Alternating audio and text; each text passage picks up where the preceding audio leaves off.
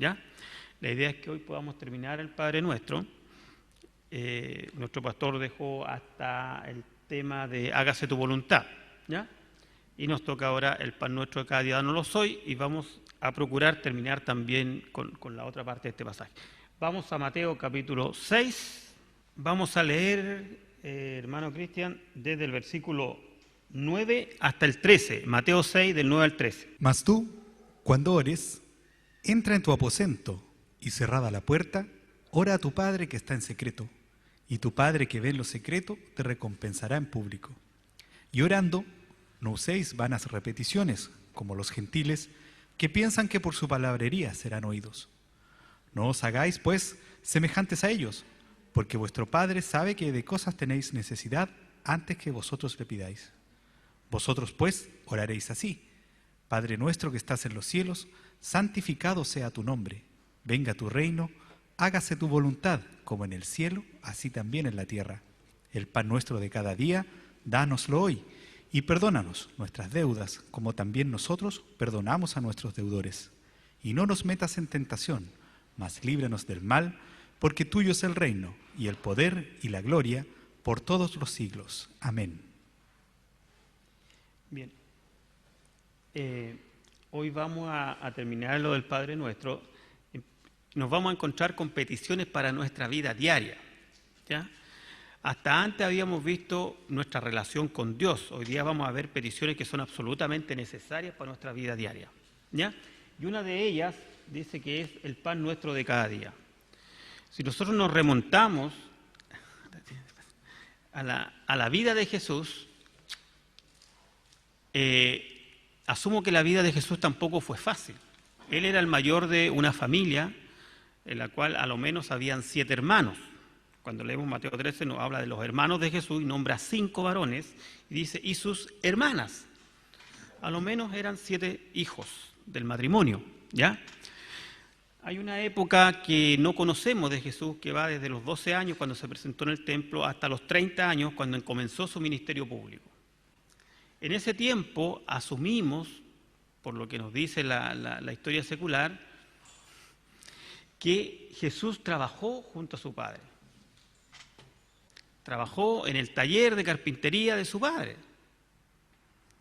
Entonces él también tenía claro el tema el pan nuestro de cada día, dánoslo hoy. Yo sé que aquí se espiritualiza también el tema del pan de la palabra y podemos entrar en eso también. Pero hoy quisiera simplemente remitirme al pan material, ¿ya? Como una necesidad de cada uno de los hijos de Dios, la cual el Señor también va a cubrir. En el Antiguo Testamento había un pasaje que decía, no he visto justo desamparado ni que su descendencia mendigue pan. Era una promesa para los justos, ¿ya? Y esa promesa se hace real también ahora cuando Él dice, Dios cuida de nuestras necesidades materiales. Ahora, es evidente que podríamos entrar en el tema de la relatividad para quienes digan, no, pero es que no es suficiente para mí, o mucho, o muy poco, o esto. Siempre van a haber gente que está desconforme, siempre va a haber gente que va a estar discutiendo con Dios, siempre va a estar gente que va a estar renegando. Pero lo que sí hay una promesa de Dios es que no he visto justo desamparado, ni que su descendencia mendigue pan. ¿Ok? Esa es la promesa de Dios. Y esta es la primera petición que hace Jesús cuando empieza a hablar acerca de las peticiones personales. Hoy día vamos a hablar del pan, vamos a hablar del perdón y vamos a hablar de la tentación, ¿ya? Entonces, Jesús, los apóstoles, el propio apóstol Pablo, siempre se preocuparon de esta área del ser humano. Vamos a Mateo 14, Mateo capítulo 14, versículo 15 al 21. Mateo 14, 15 al 21. Cuando anochecía, se acercaron a él sus discípulos, diciendo, el lugar es desierto y la hora ya pasada. Despide a la multitud para que vayan por las aldeas y compren de comer. Jesús les dijo, no tienen necesidad de irse, dadle vosotros de comer. Y ellos dijeron, no tenemos aquí sino 5 panes y 2 peces. Él les dijo, traédmelos acá.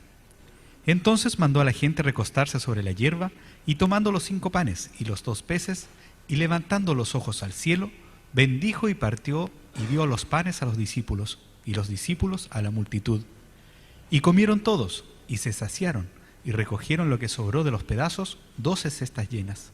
Y los que comieron fueron como 5.000 hombres, sin contar las mujeres y los niños.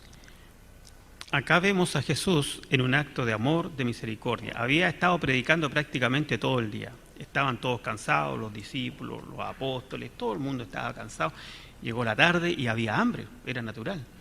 Entonces estamos viendo nuevamente a un Jesús, ahí voy, perdón, ahí está.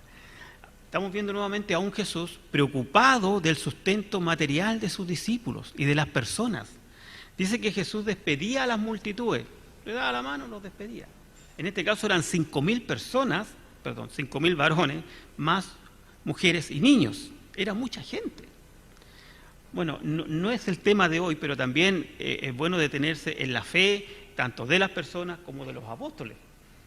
Porque con 5 panes y 2 peces, cualquiera empieza a decir que aquí algo está fallando. Sin embargo, dice que el Señor tomó los panes, los bendijo, alzó los ojos al cielo y empezó a repartir el pan. Cuando Jesús reparte el pan, reparte, en este caso, como les dije, es el pan material.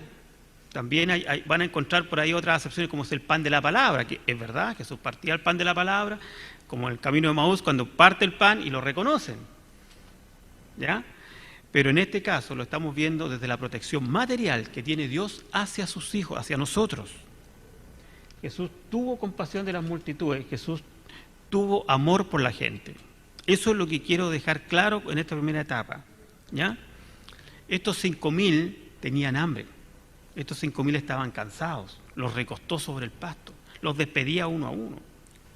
Entonces vemos a un Jesús completamente amante de las personas, con amor hacia la gente. ¿Ya? Veamos, Hechos capítulo 6, vamos a ver que los apóstoles también estuvieron preocupados por las personas. ¿Lo tiene allá, Cristian? En aquellos días, como creciera el número de los discípulos, hubo murmuración de los griegos contra los hebreos, de que las viudas de aquellos eran desatendidas en la distribución diaria. Entonces los 12 convocaron a la multitud de los discípulos y dijeron: no es justo que nosotros dejemos la palabra de Dios para servir a las mesas. Buscad, pues, hermanos, de entre vosotros a 7 varones de buen testimonio, llenos del Espíritu Santo y de sabiduría, a quienes encarguemos de este trabajo. Okay. Lo que está pasando acá, en Hechos 6, es que viene un reclamo de parte de algunos hermanos porque las viudas de los griegos estaban siendo desatendidas. En aquella época, si nos recordamos, todos tenían todas las cosas en común, y una de las cosas que en común era la alimentación. ¿Ya? Entonces, al ver problemas de alimentación, que habían ciertas personas que no estaban tocando sus raciones o que no estaban siendo consideradas de la forma correcta, los apóstoles deciden ponerle un orden. Para ellos no dejar de lado la predicación, toman algunos varones, hermanos, y dicen: ustedes se van a preocupar de esto. Pero lo que quiero hacer hincapié es el hecho que igual hay una preocupación por el aspecto físico, material de la gente. Lo quiero llevar allá. Romanos 15, 25-26 nos habla de lo mismo. Pablo tiene una preocupación por los hermanos en Jerusalén. En Jerusalén tenían problemas serios. Mas ahora voy a Jerusalén para ministrar a los santos, porque Macedonia y Acaya tuvieron a bien hacer una ofrenda para los pobres que hay entre los santos que están en Jerusalén. Ok. Había en el primer siglo un periodo de hambruna muy fuerte en Jerusalén y todos esos sectores. Entonces, como Pablo andaba recorriendo lo que hoy día conocemos como Asia Menor, parte de Turquía, por ahí, de Croacia, de esos lados, no encontró una buena idea hacer una ofrenda para los pobres de Jerusalén, ¿ya? Para llevarle, porque la gente en Jerusalén estaba pasándolo mal. Pablo es un apóstol muy preocupado de la doctrina, de lo espiritual, de la consagración, no habla de la santidad, no habla de un montón de cosas, pero también no habla de esto. ¿Ya? es algo importante en la vida de cada hijo de Dios y que Dios va a proveer. ¿Okay? Como les dije al principio, quizás no de la manera que yo quisiera, lo que a mí me gusta, pero Dios en su promesa va a proveer a los hijos. Y hoy en día lo va a hacer a través de nosotros, que somos la iglesia. Si alguien tiene problemas, la iglesia debe, como deber moral cristiano, apoyar y sustentar a la persona que tiene problemas. ¿Ya? Pasemos al otro punto, que dijimos, perdónanos nuestras deudas. Volvamos a Mateo 6. Cuando hablamos de perdonar nuestras deudas, es imposible que nosotros podamos perdonar por iniciativa propia. No está en nuestra naturaleza, no está en nosotros. Entonces, de ahí la importancia... Ahí está, ya. De ahí la importancia que veamos el ejemplo de Jesús. Y de ahí también tenemos que ver por qué nosotros sí podemos perdonar. ¿Por qué nosotros sí podríamos tener el poder de perdonar? Lucas 23. Y Jesús decía: Padre, perdónalos porque no saben lo que hacen. Y repartieron entre sí sus vestidos, echando suertes. Bueno, aquí está Jesús crucificado, fue azotado, fue torturado, fue golpeado, falso testimonio. Un juicio dice que fue entre gallo y medianoche, porque fue de la medianoche hasta que cantó el gallo. ¿Ya? Sin embargo, Él dice, perdónalos porque no saben lo que hacen.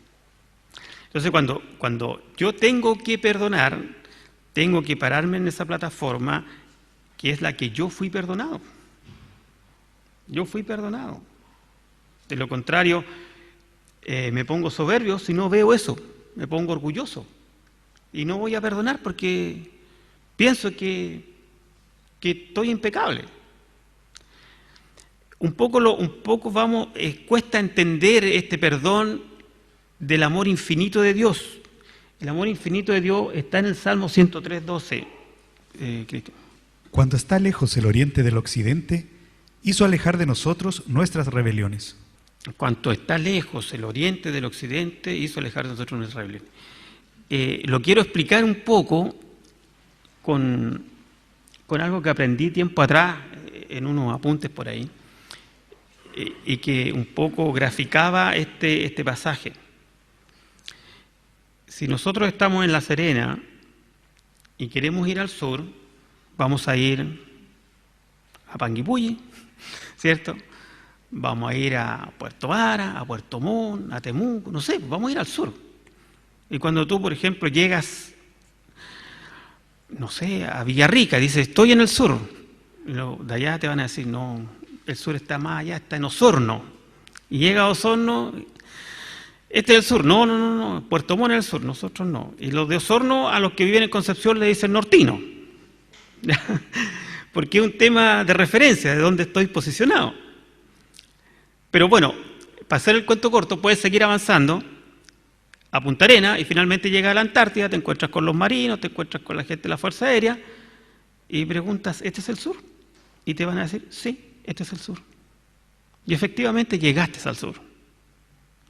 Lo mismo al revés, estamos en La Serena, vamos a Antofagasta, este es el norte, no, más allá, vamos a Iquique, vamos a Perú, llegamos a Estados Unidos, corto el viaje allá, llegamos a Canadá y preguntamos, ¿este es el norte? No, más allá es el norte, te dicen los canadienses.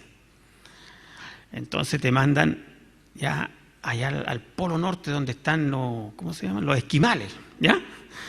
Y tú le preguntas al esquimal, buenos días, señor, ¿este es el norte? Y él te va a decir, sí, este es el norte.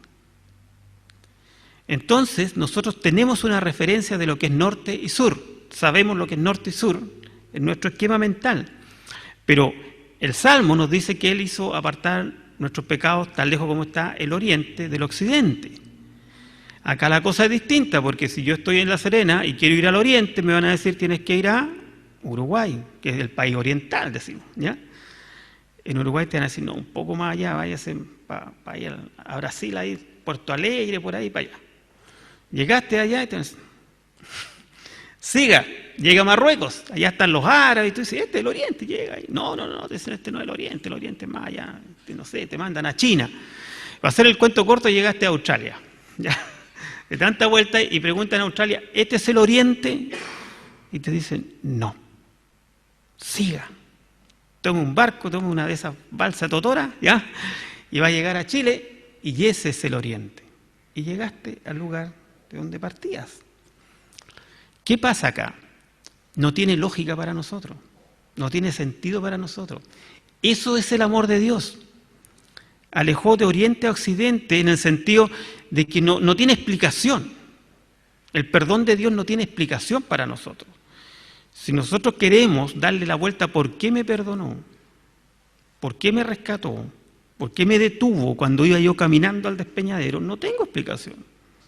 Solamente debo aceptar que me amó y apartó los pecados de mi vida tan lejos como estaba el Oriente del Occidente. Es decir, algo inexplicable.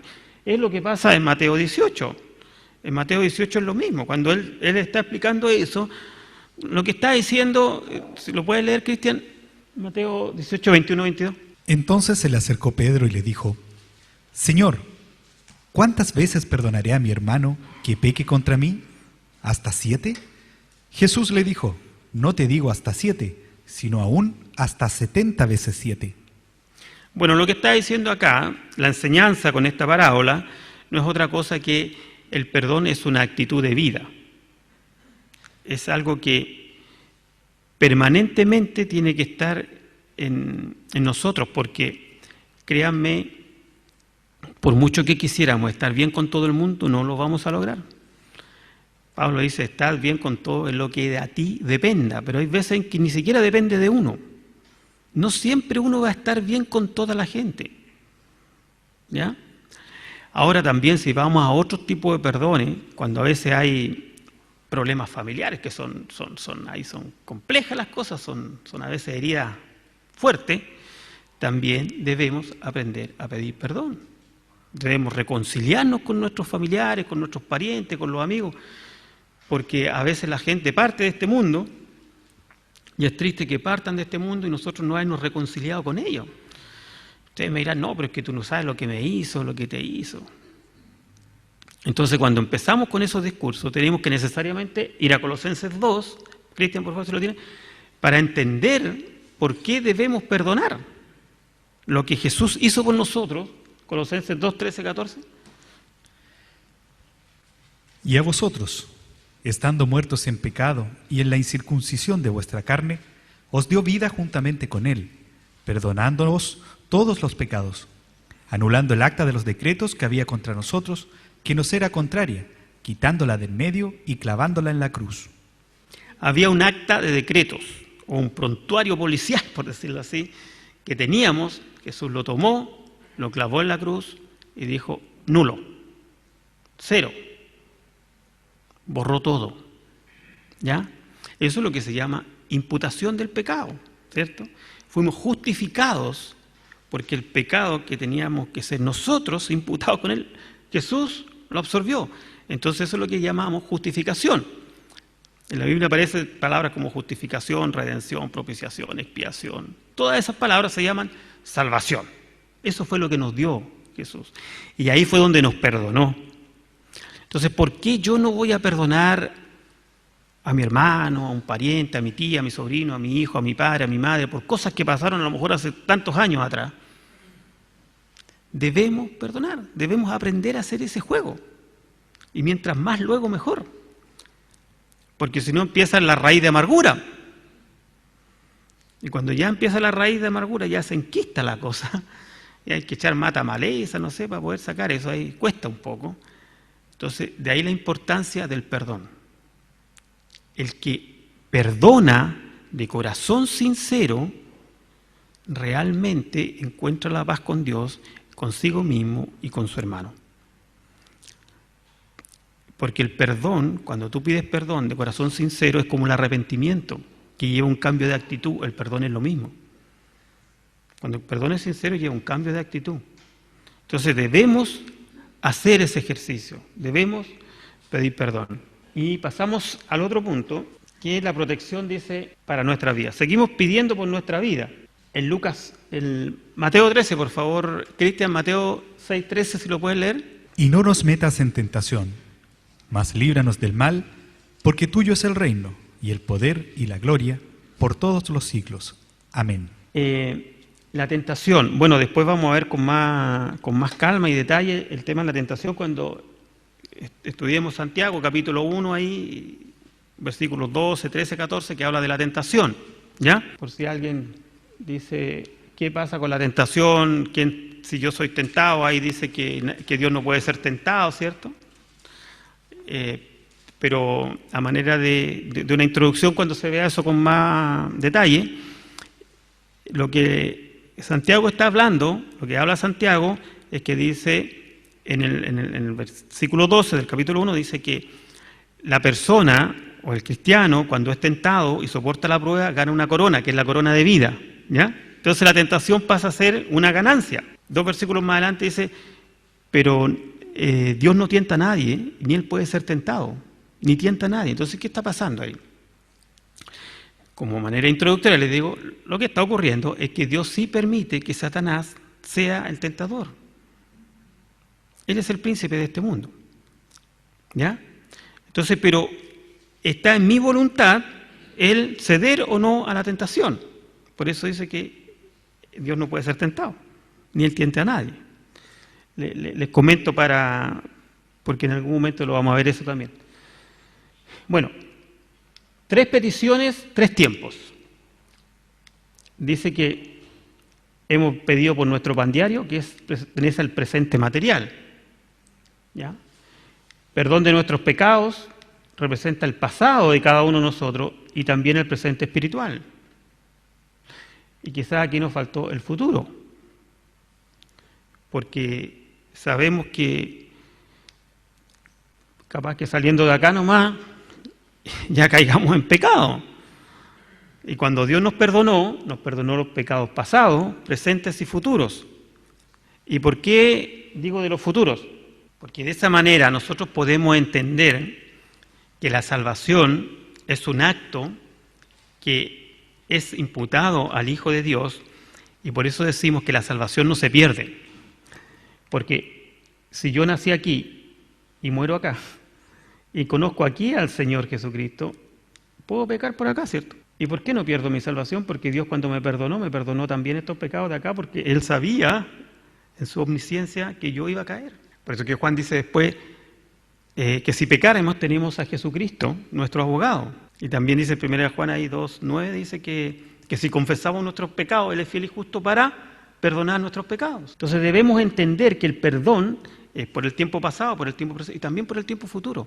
Si no fuera por el tiempo futuro, yo perdería mi salvación. ¿Me captan la figura esa, cierto? Ya. Dice, no nos metas en tentación, líbranos del mal. Es una protección para nuestro futuro. Aquí es súper importante porque Jesús está preocupado en el futuro de nosotros, no tanto de nuestras metas materiales o de lo que queramos nosotros tener, sino que Él se preocupa del mal. Dice, líbranos del mal y no nos metas en tentación. Eso es lo que Dios quiere para nosotros, para nuestro futuro, que no nos metamos en tentación y que nos libre del mal.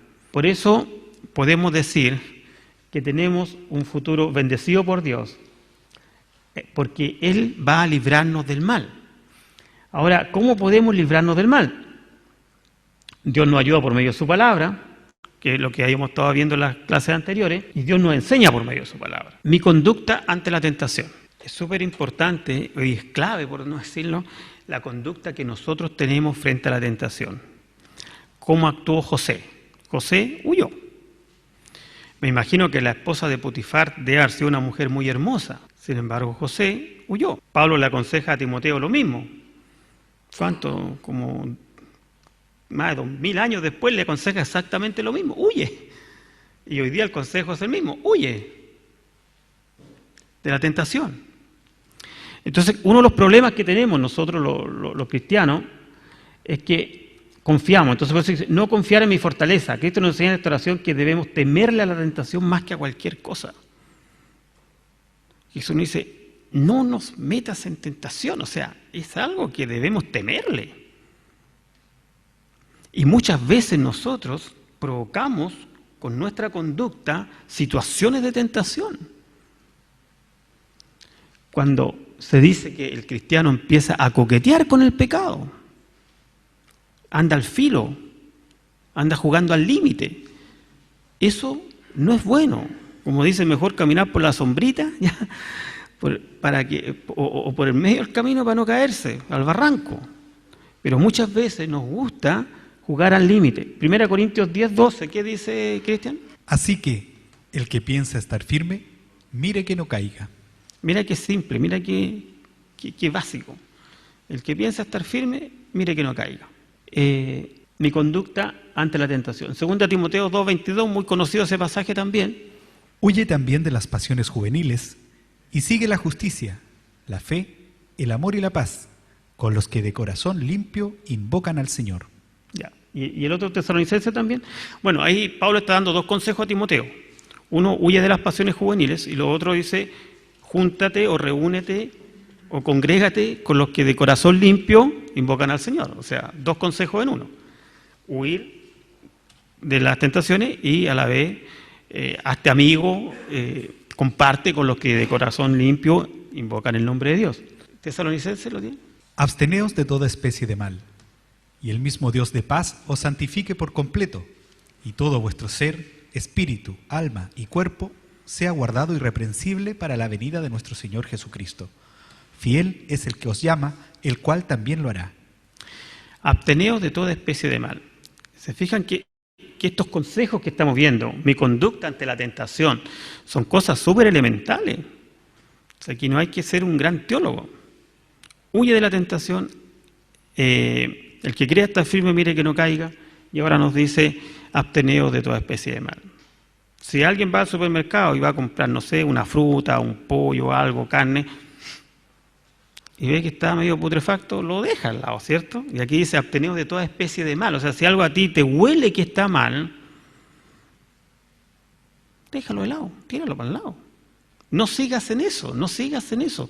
Si algo lo olfateas tú que está mal, todos tenemos un discernimiento, ¿cierto? Espiritual, pequeño, básico, lo que sea. Y con ese discernimiento podemos decir, esto está bien, esto está mal. Y cuando yo en mi discernimiento digo, esto está mal, lo dejo. Y así me voy manejando. El enemigo tiene estrategias con las cuales quiere hacernos caer. El enemigo es muy hábil, es muy astuto y desde siempre ha tenido esta estrategia, ¿ya? Si nosotros nos remontamos al libro de Génesis, allá al inicio, Adán y Eva en el huerto nos dejaron un pecado y su legado es desdicha para siempre. Después Romano dice que por Adán entró el pecado al mundo y ahí a todos los hombres. ¿Ya? Y por eso vino el postrer Adán, que fue Jesucristo, para que por medio de él seamos justificados y redimidos de ese pecado que entró por Adán. Entonces el tema que pasó en el huerto no fue menor. Aparte que fue el primer conflicto matrimonial de la historia. La primera pelea de matrimonio. Si lo puedes leer, Cristian, Génesis 3. Pero la serpiente era astuta, más que todos los animales del campo que Jehová, Dios, había hecho. La cual dijo a la mujer, ¿con qué Dios os ha dicho, no comáis de todo árbol del huerto? Y la mujer respondió a la serpiente, del fruto de los árboles del huerto podemos comer, pero del fruto del árbol que está en medio del huerto, dijo Dios, no comeréis de él, ni le tocaréis para que no muráis. Entonces la serpiente dijo a la mujer, no moriréis, sino que sabe Dios que el día que comáis de él serán abiertos vuestros ojos y seréis como Dios, sabiendo el bien y el mal. Y vio la mujer que el árbol era bueno para comer y que era agradable a los ojos, y árbol codiciable para alcanzar la sabiduría. Y tomó de su fruto y comió, y dio también a su marido, el cual comió así como ella. Ya. Entonces fueron abiertos los ojos de ambos y conocieron que estaban desnudos. Entonces cosieron hojas de higuera y se hicieron delantales. Y oyeron la voz de Jehová Dios que se paseaba en el huerto al aire del día. Y el hombre y su mujer se escondieron de la presencia de Jehová Dios entre los árboles del huerto. Bueno, nos encontramos, como les decía antes, frente al primer pecado de la humanidad, que fue el que trajo la consecuencia que se traspasó a todos los seres humanos. Este pasaje de Génesis nos ilustra, si bien se usa mucho en consejería matrimonial y todo, y es quizás su primera y gran aplicación, lo vamos a tomar acá para saber las estrategias del enemigo y un poco desnudar a Satanás en su estrategia, ¿ya? Satanás siempre usa la estrategia esta que vamos a ver acá y después la vamos a ver con más detalle en el libro de Josué. ¿Qué es lo que está pasando acá? Satanás miente porque le dice con que Jehová, Dios les dijo que no comieran de los árboles. ¿Eso fue lo que dijo Dios? Nunca dijo eso. Satanás dice acá, dice la mujer, Dios os ha dicho no comáis de todo árbol del huerto. Dios dijo coman de todos los árboles del huerto menos de uno. Pero Satanás le cambia y le dice, Dios les dijo que no comieran de los árboles del huerto. Entonces siempre Satanás te va a engañar con esas cosas. Te va a poner palabras que no son, te va a decir una media verdad, una verdad media, de esas que muchas veces nosotros vemos personajes en la televisión o en programas que toman un poco de Dios, que toman un poco la Biblia, que toman frases de Jesús, pero la acomodan para ellos. Satanás está haciendo eso acá y la acomoda mal. Dios nunca dijo eso. Lo otro que me gustaría que veamos ahí, este espiral descendente, por decirlo así, hacia el pecado, y que va a estar presente siempre en el tentador. El tentador siempre tiene esa lógica para actuar, siempre va a actuar así. Nosotros tenemos que detectarlo. Yo tengo 4 verbos para eso. Dice, vio, codició, tomó y escondió. Entonces la mujer dice que vio que el fruto era agradable, porque la tentación no va a ser con algo desagradable. Vio que era agradable a los ojos lo que se le estaba ofreciendo. Y después dice que codició el fruto, lo deseó.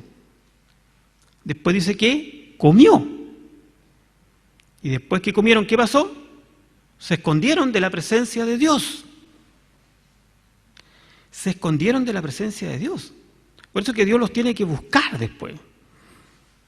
En el amor, en su amor, Dios los busca. Y ellos hicieron algo que es muy común en el ser humano también. Hicieron, dice, unos vestidos de hojas, ¿ya? Hicieron esos vestidos y se vistieron con esas hojas, con esas ramas, que en alguna medida o en gran medida representan las obras que todos queremos hacer para cubrir nuestro pecado. Y aparece por primera vez en la Biblia, en el Génesis 3 ya, el amor de Dios, el sacrificio expiatorio de Jesucristo a través de un cordero. Esto que está pasando acá es una enseñanza de lo que vendrá años después, cuando viene Jesucristo. Dios tiene que sacrificar a un inocente, a un cordero que no tenía nada que ver con ellos, sacar las pieles y cubrirlos.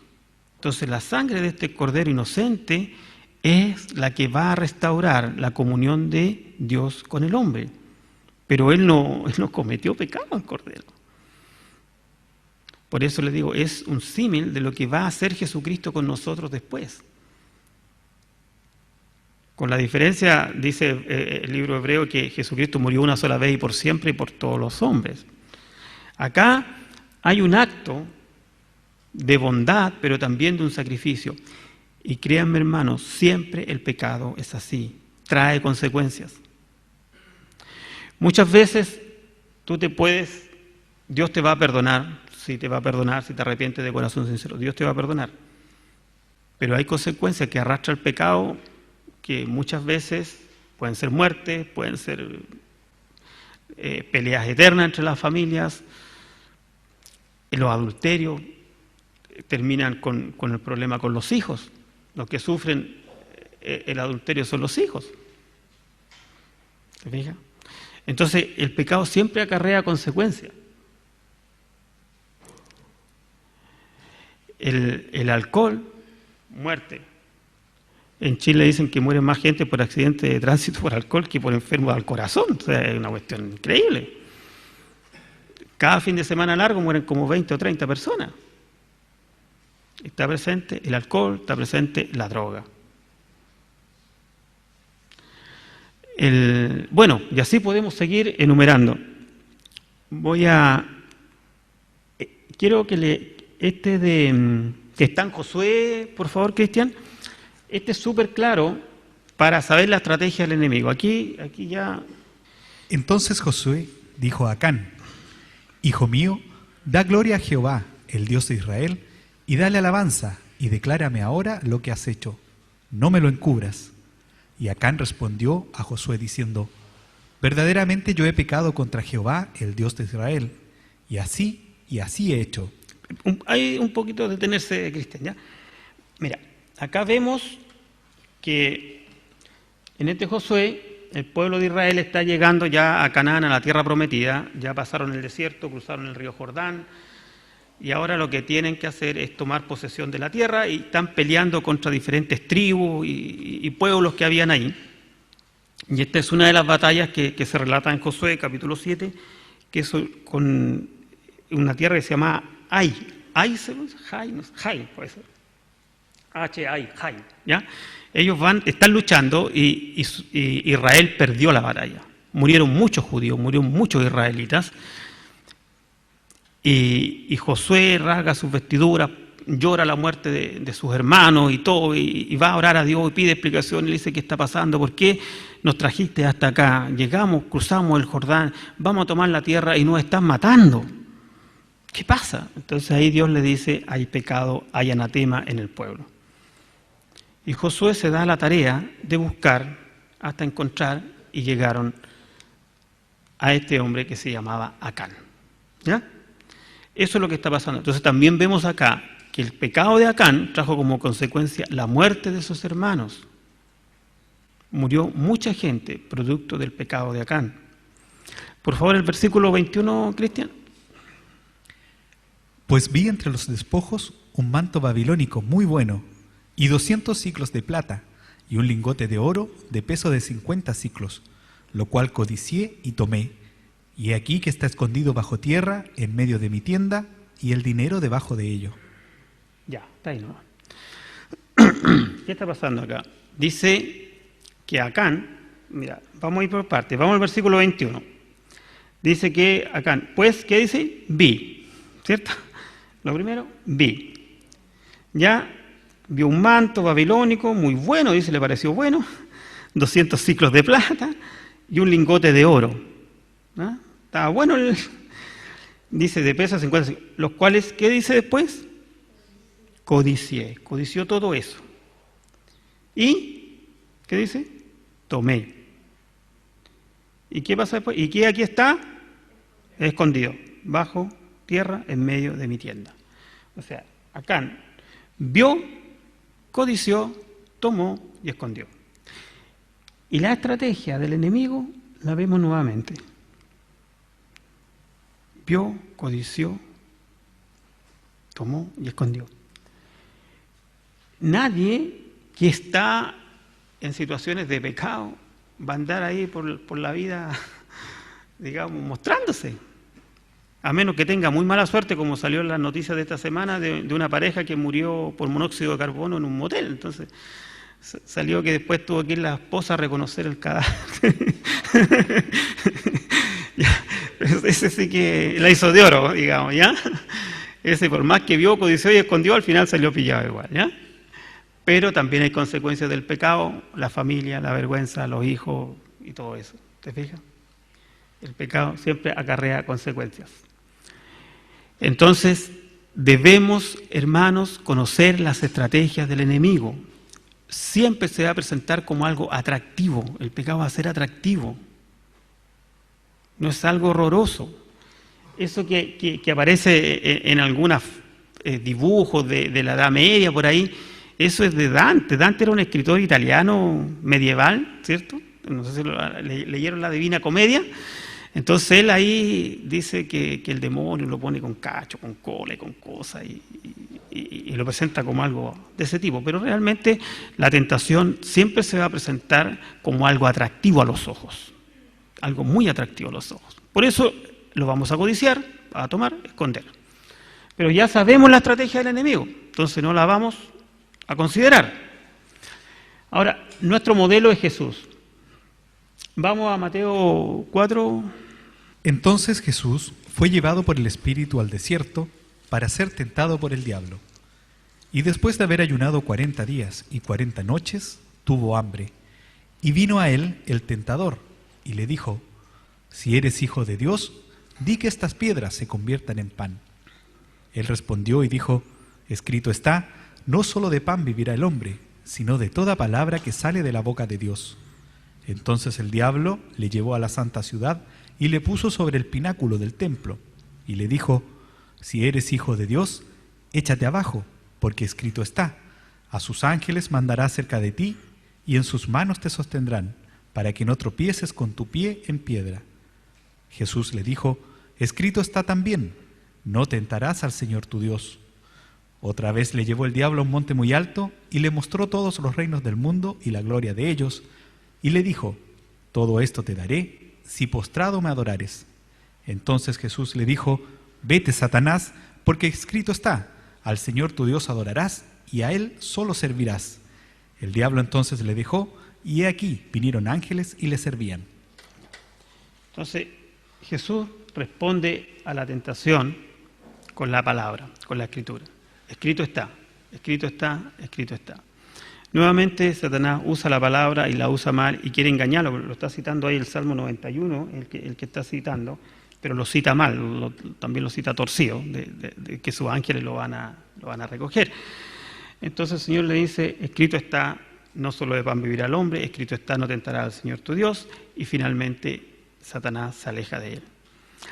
La palabra de Dios es nuestra herramienta. Hoy hemos visto en la palabra de Dios el ejemplo de Timoteo, vemos el ejemplo de José, vemos cuando Pablo dice también que cuando creamos estar firmes, miremos que no caigamos, preocúpate de no caer cuando creas estar firme, cuando pensemos que controlamos la situación, no controlamos nada, no tenemos control sobre las situaciones, sobre las circunstancias, siempre pidamos la protección de Dios, ¿ya? Entonces Jesús dice: escrito está. Muchas veces nosotros entramos a la cancha, como se dice, ganándole 3-0 a Satanás. Tenemos el Espíritu Santo, tenemos al Hijo viviendo en nosotros, tenemos la palabra, y Satanás nos gana igual. Cuando nos enfrentamos muchas veces a Él, tengo la palabra, tengo el Espíritu viviendo dentro de mí, soy un hijo de Dios. Entro a la cancha ganando 3-0 y igual me gana el partido Satanás. Entonces no puede ser. Hay que tomar las armas espirituales. ¿Consulta algo hasta acá? ¿Bien? ¿Estamos? Ya.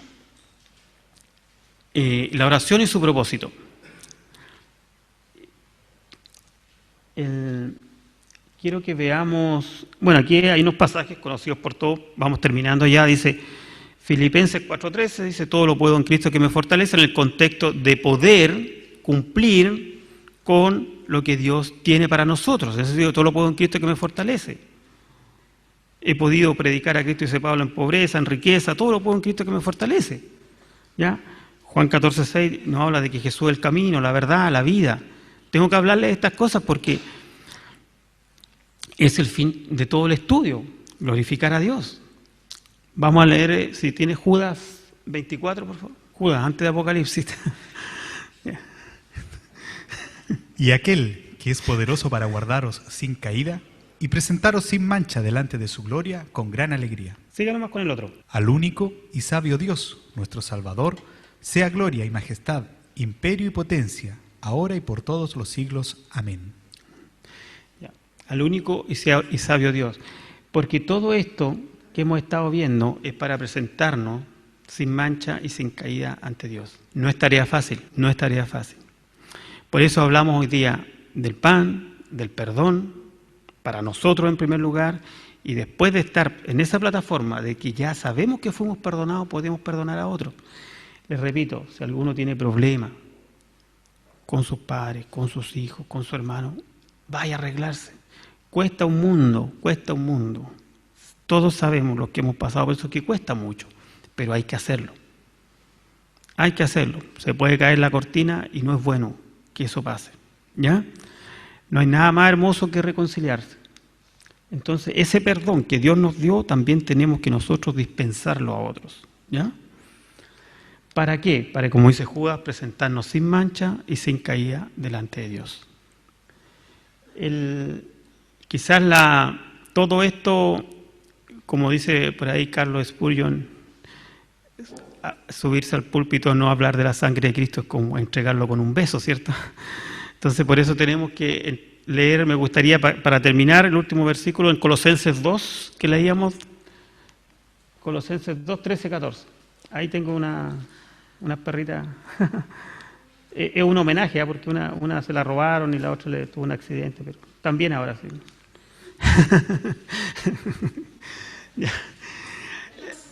¿Ah? Se fueron. Colosenses 2, 13 a 14. ¿Cristian? Y a vosotros, estando muertos en pecados y en la incircuncisión de vuestra carne, os dio vida juntamente con él, perdonándoos todos los pecados, anulando el acta de los decretos que había contra nosotros, que nos era contraria, quitándola de en medio y clavándola en la cruz. Bueno, había un acta, un decreto contra nosotros que nos tiraba derecho al infierno. Allá nos mandaba.